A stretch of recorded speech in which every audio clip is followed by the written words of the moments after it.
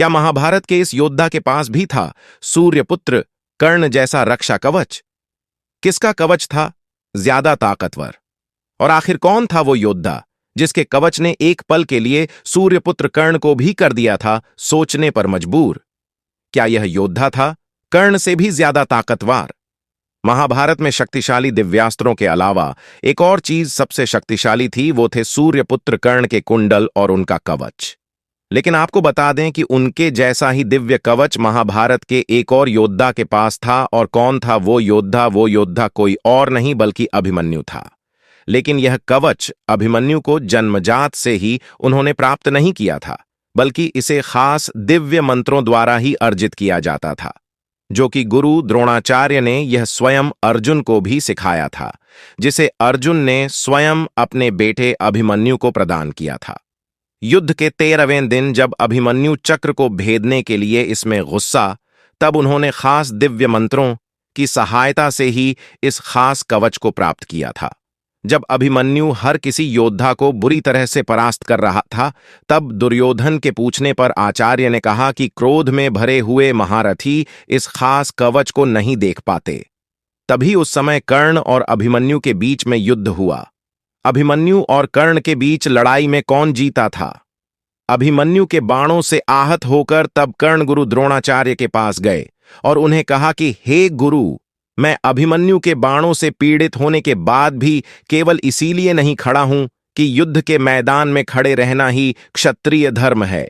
तेजस्वी कुमार अभिमन्यु के लिए अग्नि के समान तेजस्वी वक्षस्थल को वैद्यहीन किए जा रहे हैं। यह सुनकर गुरु द्रोणाचार्य ठहाके मारकर हंसने लगते हैं और धीरे से कर्ण से कहते हैं कि हे कर्ण, अभिमन्यु का कवच अभेदय है। मैंने उसके पिता को कवच को धारण करने की विधि बताई है। शत्रु नगरी पर विजय पाने वाला खास वीर कुमार निश्चय ही सारी विधि जानता है और निश्चित ही अर्जुन ने ही यह विधि अभिमन्यु को सिखाई है। जब दुर्योधन और बाकी कौरवों समेत कर्ण ने पूछा कि क्या इसका कोई तोड़ नहीं है, तब द्रोणाचार्य ने बताया अभिमन्यु के कवच को भेदने का उपाय। द्रोणाचार्य ने कहा कि इसके कवच को तभी भेदा जा सकता है जब इस पर घनघोर बाण चलाए जाएं, साथ ही इसकी प्रतियंचा को पीछे से काट दिया जाए, उसके रक्त को क्षीण बीण कर दिया जाए।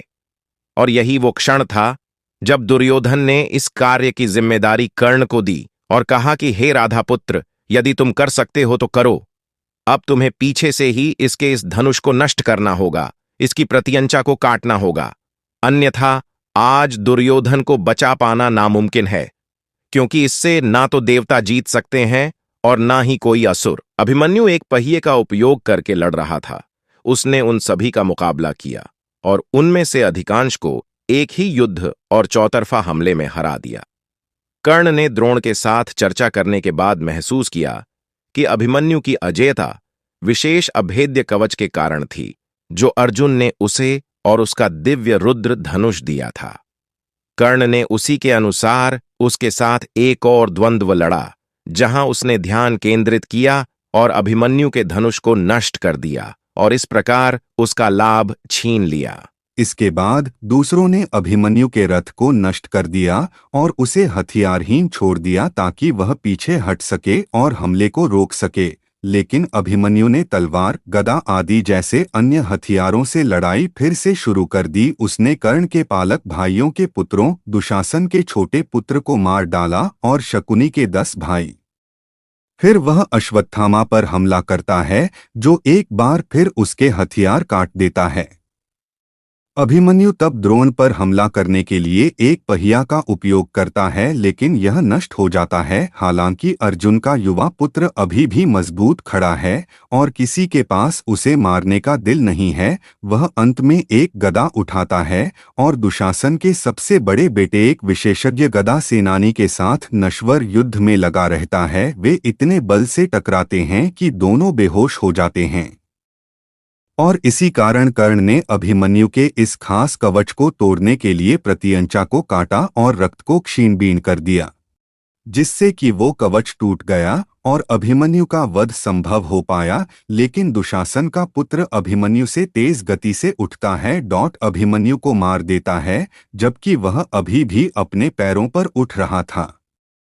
और उसके बाद कर्ण के द्वारा अभिमन्यु की पीड़ा देखी नहीं जाती और कर्ण उसे शांत कर देता है, तो आपको पता ही अभिमन्यु वीरगति को प्राप्त हुए।